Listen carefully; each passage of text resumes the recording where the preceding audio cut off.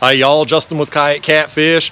Long time no see. It has been forever since we've done this. I feel like I'm out of practice here on this whole YouTube stuff, but I kind of took a little break. I've been going hard on YouTube the last few years, and after the Catfish Conference in Kansas City, I decided to just shut it down for a little bit, get a little break from social media as best I could.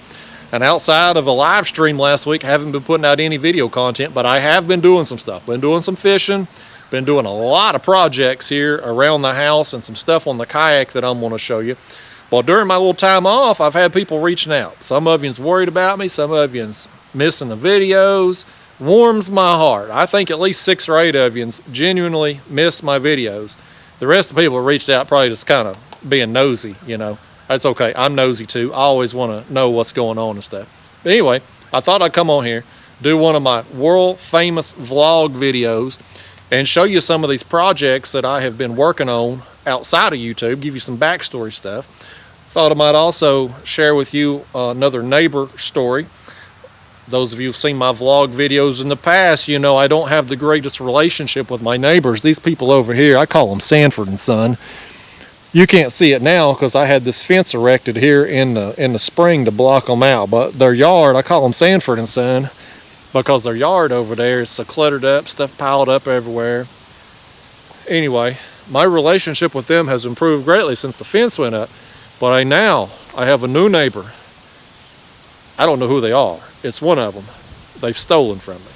So they're number one on my SHIT list now. I'm going to tell you that story. Also, I got a new bike over here. It's all folded up right now because it's a folding electric bike. It's pretty cool. This company, EUI, sent me this bike and they wanted me to feature it on a video. So today's their day. We're going to do that. And then when I take this bike out here, because I got to take it out on the street, you know, speed test and all that for video purposes. When I get out on the road, I'm going to go on a little reconnaissance mission. Like I said, one of these neighbors around here, they've stolen from me. Maybe stealing's not the right word. They did not physically come on my property and take something, but they have something that belongs to me. I don't know which one of them has it, but when I take this bike up the street, I'm going to go slow through this area here, and I'm going to look for what belongs to me, and if I see it, we're going to go get it. We're going to leave the camera rolling too, because the law might get called on me. I might need y'all to be my witness, but I'm on the hunt for whoever around here's got my stuff. Anyway, so with all that said, let's get to it, man. I could ramble on here for hours. Ain't nobody got time for that. Let's pay the bills here first, and let me show you this new electric bike. And then I'm going to walk you through these projects that I've been doing here on the kayak. Some of them have been total fails, and some of them here I think is going to work out really good. So anyway, here's the bike. So guys, like I was saying, this company called EUI sent me one of their electric bikes. It's the F6 model, and it's pretty cool for somebody like me who drives a car. I have a compact car here. This bike folds up, so if you drive a car or you have limited space in your house or garage or use public transportation and you got to get on a bus or subway, something like that, this bike here doesn't take up a lot of space. And what I'm going to do for you, I guess I could turn the camera around here. If I was a real professional, I'd have this stuff set up before I get started. But I'm going to show you how easy it is to put this bike together. It's literally got 2 hinges that snap together and you're ready to ride. So this bike, again, you swing the frame around this way. Let me spin it this way so y'all can see it. That's another thing about this bike compared to some of the others that I've had, is significantly lighter weight. But this hinge right here snaps in place. The handlebars come up. Let me spin it back this way so you can see. There's another hinge right here. You're good to go, just like that. Now, I'll take that back. There is one more thing. Let me grab a camera here. Again, video professional at work, y'all. Bear with me. Last thing here on this bike that folds is the pedals. Those pop out too. I think the other one's already popped out there for me. But now, just like that, a few seconds later, this bike's ready to ride, and it goes the same in reverse when it's time to put it in your car at the end of the day or whatever. Undo them hinges the same way you put them together, and it folds up into really a suitcase size diameter package, whatever you want to call it. But this bike, turn it on here, screen display pops up, got your speedometer, battery life indicator. You can see I've just got this bike here. I've got right at a mile on it. And this number here, PAS, that is your pedal assist, which you can control here up or down, up to 5 levels, which will help you, the motor will kick in and help you pedal to make it easier on you. Or you can do what I do, twist that throttle right there and go electric only. But you can see here, this bike, a little bit different design than the others that I've had. It's a lot easier to get on and off because the frame is a little bit lower. So if you're somebody that's shorter, it'd be quite honest. My girlfriend's aunt come over to look at the other electric bikes that I had. I had some for sale. She couldn't hardly get on. She's like 5 foot tall. She couldn't hardly get on them bikes. A bike like this would be no problem if you're somebody who is vertically challenged. It's got a nice cargo area here in the back. And so, yeah, really nice looking bike from EUI. Again, this is their F6 model. You can check out their website. I'll have all that information linked down in the video description below. But I'm going to walk you through some stuff I've done here on my kayak, tell you about some projects that I've been doing here around the house and stuff. And then again, into this video, we're going to hop on this bike here and go looking for the thief in my neighborhood. We'll probably find more than one thief, but we're going to hopefully find the one that has stolen from me. We got to find that person. I'm trying to keep it PG here on this video. I'm really ticked off about it, but anyway. So now let me show you some of the things I've been working on my kayak here. I'm always tinkering with stuff. And the big challenge for me this year has been my power pole placement. I got 2 power poles back in the summer, and I had them mounted here on this mounting plate at the back of the kayak. And that has been a challenge for me when I am fishing some of the places that I go for carp, because I'm in these backwater creeks and these shallow areas, and sometimes you're going under bridges or under low-hanging trees, and when you've got these power poles, which are 8 foot tall, sticking up off the back of the kayak, it's hard to navigate under those objects. Now, if I'm going under a bridge and I'm in deeper water, it's not that big a deal. I can lower the poles down enough to go under the bridge and then raise them back up when I get on the other side. But in some of these creeks that are a few feet deep, I can't do that to get under trees. So I need to be able to reach the poles to get them out of the power pole motor area here. It'd be nice to be able to get them out, lay them down, go through the areas I need to go through, and then stick them back in. But I can't do that when they're at the back.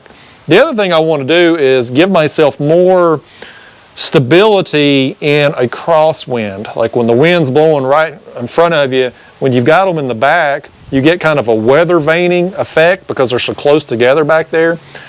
So one of the things I did try with that is I mounted one in the back, and then I took a board here with a motor guide quick release bracket and mounted my power pole to this so I could basically have a power pole here off the front of the kayak. Now, that was great for negating the weather vaning effect when you was dealing with a crosswind. Problem is, it don't solve my issue of being able to remove the power poles from the bases when I go under stuff. So I kind of didn't want to stick with that. The other thing too, when you got it up front, obviously if I'm mounting that to my motor guide quick release bracket, then I can't use my motor. So anyway, that didn't really work out. So what I've done now is I've put me a board across my H-rails here, and you can see it's zip tied and bolted onto my landing gear for now. This is just kind of we're just trying this out right now. But I've took it out on one trip since I put this together, and it worked pretty well. So I think I'll ultimately have something along these lines. I think I'm going to come further out a little bit here and have the power pole a little bit farther off the side of the kayak. But it really having the bases here, the power poles here, it makes it a lot more stable. When I'm leaning over side to side in the kayak to reach down and get fish, I'm not working the poles free as much like I was when they were mounted here so close together in the back. And especially too when I lean forward to you know, put on bait and stuff like that in the front of the kayak, I was oftentimes kind of raising up these poles. I was constantly having to put them further back down into the ground. I think this setup, I think it's going to have a lot more potential. So I'm going to get me another board mounted. I'm ultimately too, once I get everything situated how I want, I'm going to mount my rod holders to a board, to a base here, and eliminate this crate. That'll be one less thing to deal with on the kayak. So that's one of the projects that I've been tinkering with. Another thing I've done is I have eliminated my triple base. So on my carp videos, a lot of you have seen these Scotty triple bases, and they work well. I would basically remove my normal rod holder here that I use when I'm catfishing, and I would stick this triple base down into that regular base with the 3 rocket launcher style. And again, boy, the lighting's terrible. This video is awful, but you all get the point.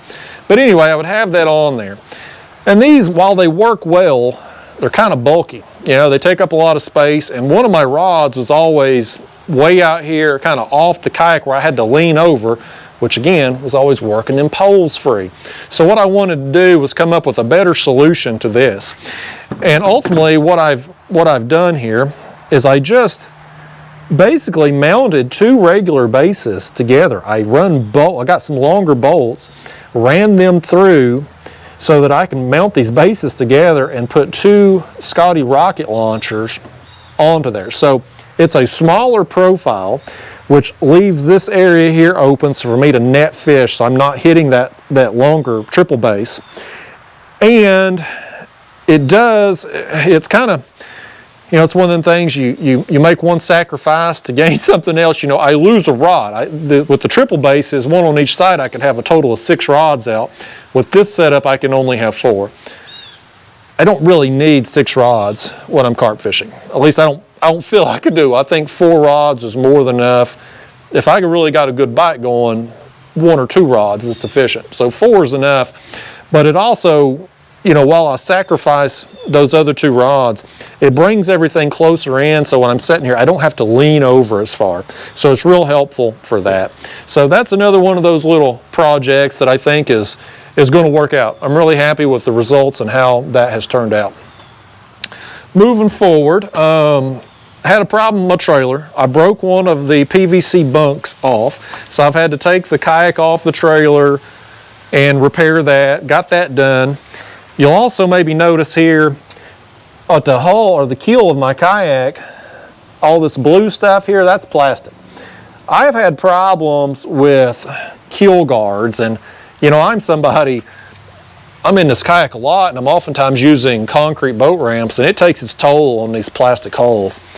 And so my hull was getting a little thin, and I've tried various keel guards. I've tried the Burley Pro, it fell off. I've tried the One Objective, the adhesive sucked, it wouldn't stick.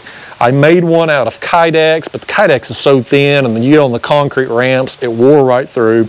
I made one out of PVC, which is a little bit thicker, but again, I ultimately knocked it off. So what I done is I just took some scrap plastic and a heat gun, and I just plastic welded me a new, basically just added plastic here to the bottom and really thickened that up. And so now I can pull up on these ramps again and not have to worry about busting a hole through the kayak. So that was another one of those little just time-consuming projects that needed to be done, and this time of year it was a good time to do it. I also got me a new battery. I'll have to show you that on another day because I got the motor here, but I got a battery. It's from Epic Batteries. They sent me a 100 amp hour lithium battery. It's pretty cool because it has a phone app that shows you your charge, so you can see how much battery life you have remaining. My other battery, I'm going to sell it, but it was 100 amp hour also, but it was no way to monitor how much juice you had left. So it was kind of a wish and a prayer if it had been a couple days since I had charged it, if I was going to make it back to the ramp or not. So this new battery is going to be real helpful with that phone app. And a couple other things I've tried. Y'all, my live stream audience knows I bought a boat. As you can see here, it is gone because I've sold it. I bought and sold it just that quick. I took it out a few times. Me and Daphne, the dog, went out fishing in it. Ultimately, I just didn't like it. I'm a kayak guy. The boat was, that aluminum hull was really loud. I was gonna go live from it out there one day, and there was a little bit of chop on the water and it was kind of beating on the hull. And so I called my mom. I'm like, you hear that? And you know, she could hear the hull slap there through the phone. And I was like, this ain't gonna go over on the live stream. Ain't nobody gonna sit here and listen to this. So I decided it wasn't for me. Turned around and sold it to a fella this past weekend here locally. He's gonna turn it into a hunting boat. So anyway, bought and sold a boat, and I bought a new camera, not the one I'm filming with because I've already got rid of it also. I took it out. It was a new DJI Action 3 camera. Took it out. I filmed a video with it. Really liked the camera. The mount on it, that magnetic mount, awesome. Battery life, incredible. Way better than the GoPro. But I get home, I'm editing the video, I'm like, this looks like crap. The footage is terrible. It was all blurry and stuff, and come to find out they've got some lens problem with them DJI. So don't buy the DJI Action 3 until they get the lens problem. It's a big issue. Most of the cameras apparently have the problem with it. Mine did, so I ultimately returned it, got a refund on it. So that's some of the things that's been going on with me here, y'all. Just kayak stuff. I've had some more stuff here around the house that nobody cares about. But anyway, I'm gonna hop on this bike, I guess, and we're gonna go over here and do some sleuthing. Is that a word? Sleuthing? Is that like detective stuff? I'm gonna get out here. Let me tell you the story first off. Have I told you the story of what happened here? Okay. So where I live, we don't have any postal workers here. Like, I guess they've all quit. They can't hire nobody. It's like everywhere else in America. Ain't nobody wanting to work. So anyway, we don't get mail here at my house every day. It's like hitting the lottery if your mail shows up. So anyway, I had a package delivered the other day. 2:40 p.m. it's in my mailbox, allegedly. I'll go later on that afternoon to get it. The package ain't there. Now, there is somebody else's mail in my box, but my package is not there. So I put a note in my box for the mail delivery person. And it was a nice note, you know, because the old saying, you draw more flies with, I don't know why anybody would want to draw flies, but you allegedly get more with honey than vinegar. So it was a nice note. I put the tracking number of the package on there. And I said, hey, this package said it was delivered at 2:40 p.m. I don't know if it's maybe still in your vehicle or if it ended up at one of my neighbors, but if you could please tell me what house it went, I'll go get it. Well, next day, the mail lady shows up again, and I'm out in the yard. I'm playing with the dog. I see her down there at my box forever. So I know she was typing in the tracking number and whatnot. So mail lady eventually drives off, and I'm like, okay, you know, maybe she's left a note or something in my box. I'll go down there. I got no note, no explanation. The note I left is gone. And you know what is in my mailbox, though? The wrong damn neighbor's mail again. I'm like, it's bad enough we don't even get mail here all the time, but when we do, it's the wrong I mean, my mailbox number, my house number is on the mailbox. Anyway, so this ain't the first time this happened. This ain't the first rodeo, man. Like I said, the Postal Service here sucks. So in the last few months, we've had 3 packages get delivered to the wrong house. Now, thankfully, the other 2 times this happened, we've had honest neighbors. One, I had some fishing gear show up to somebody that ain't even on this road. That lady was super nice. She come found my house and brought the package to me. I'd shout, I can't remember her name, but I would shout her out. She was awesome. Then my girlfriend had a package delivered to the neighbor across the street. He looked her up on social media, said, hey, I got your package over here. She was able to go get it. But this situation, whoever's got my package ain't coming clean with it, man. They ain't brought it to me. They ain't stuck it in my box. They didn't put it back in their box with a note said delivered the wrong address. They've kept it. And it's some straps. It's a company called Torque Strap makes a strap that's like a combination of a ratchet strap and a normal clamp strap. They're the best straps on the market. And I've got some coming to me. They were supposed to come to me, and they've went to one of these people. So good thing about it is a strap is going to be used outside. I can go and look, and if I see somebody's got them torque straps on one of their trailers, you know, and torque strap, how many of these people around here in my neighborhood have torque straps? Nobody. Me. I'm gonna be the only one. So if I see something strapped down to a trailer or a truck with those straps, I know they're mine. So we're gonna be knocking on some doors here. So anyway, that's what I'm on the lookout for. But while I'm out there doing that, we'll give this bike a good ride around the neighborhood here. We'll do some speed tests. I'll give you the rundown of my thoughts of how it rides. We'll see how much battery life we have when I get back from it. And for those of you interested in this bike, hopefully again, I'm not a bicycle review channel, man. I'm a fishing channel. These bicycle companies, they send me bikes because, you know, a lot of people in the fishing community can benefit from one of these things. Again, a bike like this that you can fold up, put in the car, put your fishing gear in there, ride to various bank spots. It's a big, you know, it's a big benefit to people in the fishing community. But I can't do a detailed bicycle review video because I'm not a bicycle person. I'm a lay person when it comes to bikes. But I'll tell you the important stuff, your battery, your speed, how it feels, I can tell you that. So we'll get that information out here as I go on my detective mission. And yeah, that's the plan, y'all. If I don't get arrested, we're gonna give you some information on this bike today. What are you doing, dog? She's putting up a peaceful protest or something here. She's trying to eat the tires. Y'all seeing a real Daphne the dog here. Y'all seeing the real version. Everybody thinks she's all sweet and cuddly and loving. Look at her. Somebody call animal control. She's insane. You got the rabies or something, dog. You're out of control. All right, y'all. Now we ready to roll. I had to put old Daphne the dog in the house. She gets a little wound up. She sees me on the bike. She likes to play. She's a pretty good old girl. Well, we get 22 miles an hour going down the driveway here. Well, y'all, I drove through the bad part of my neighborhood. Bad news is I didn't see my straps. Good news is I got a list of suspects. Let's go through the good part here. See if we can get a speed test here. Right there. There's 28 miles an hour,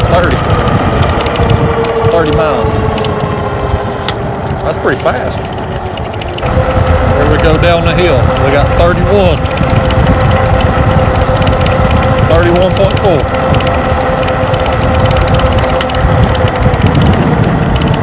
All right, let's head back up this hill now. On level ground, it was pretty fast. It was in the 20s. And then, of course, coming down the hill, hit 31 there. Well, sometimes electric bikes, at least the ones that I've had, they kind of struggle going up hills. And I can already tell this one's kind of losing power as we get up through here. Once I get up here to the steepest part of this hill, that'll be the real test. The other bikes I've had have slowed down to anywhere from 5 to 8 miles an hour going up the hills, so I'm inclined to believe that this one will be the same way, and I'll have to end up pedaling with it. Instead of the motor assisting me, I'll be assisting the motor. Yeah, the steepest part of this hill here, this thing's really struggling. 7 miles an hour, 6 miles an hour, I'm pedaling with it. Yeah, really loses power as it goes uphill. Kind of disappointing. It's been the number one disappointment with all these electric bikes is the uphill speed. Once you get back on level ground like this, they do good though.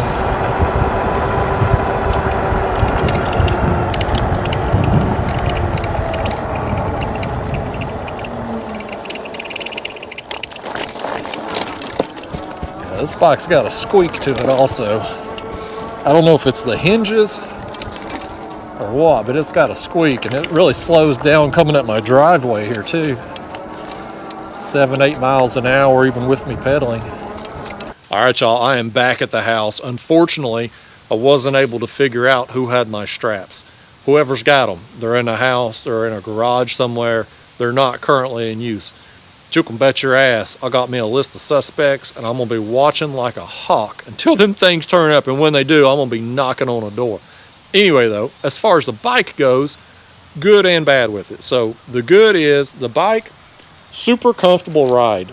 On the road out there, the bumps and stuff, the suspension handled it great. It's a very comfortable ride.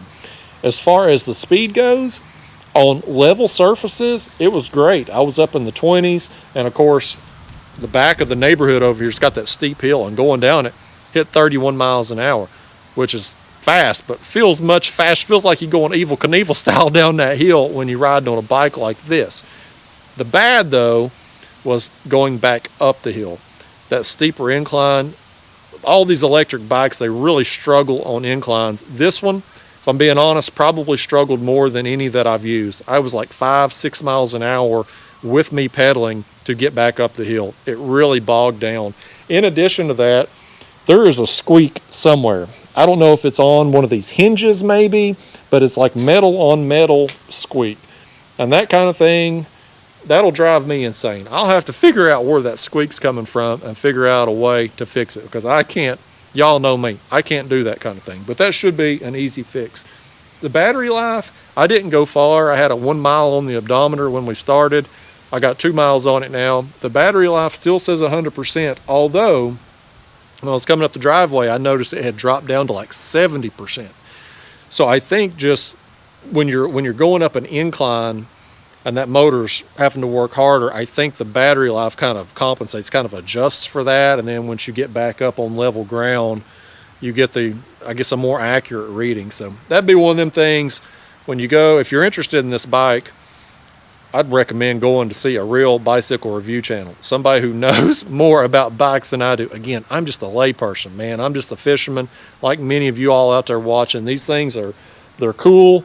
I have the opportunity to get to try them out. And, you know, for somebody that's looking for a bike it really comes down, when you're looking at these bikes, I think it's like anything. There's trade-offs, right?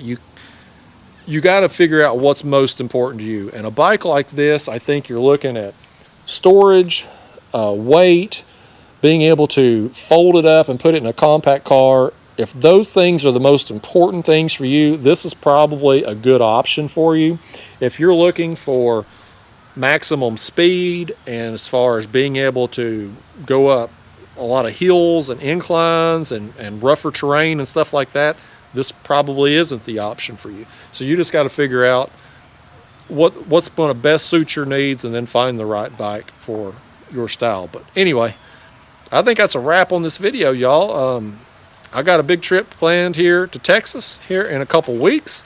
Looking forward to that. I'll probably go live once or twice in the meantime before that trip. And hopefully, if cell phone service allows, go live while I'm down there. As far as regular videos, I'm going to post sporadically through the fall and winter. Not going to be as consistent as I am in spring and summer.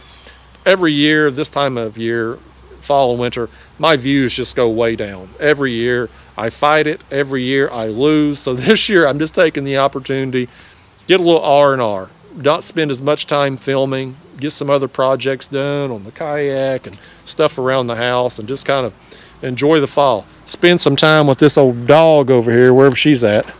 Lord, she was chewing up bicycle tires. Now she's chewing up palm tree limbs, fronds. What do you call palm tree? This is a needle palm right here. They're good down to like -10 degrees. I don't know what you call palm tree leaves. Fronds?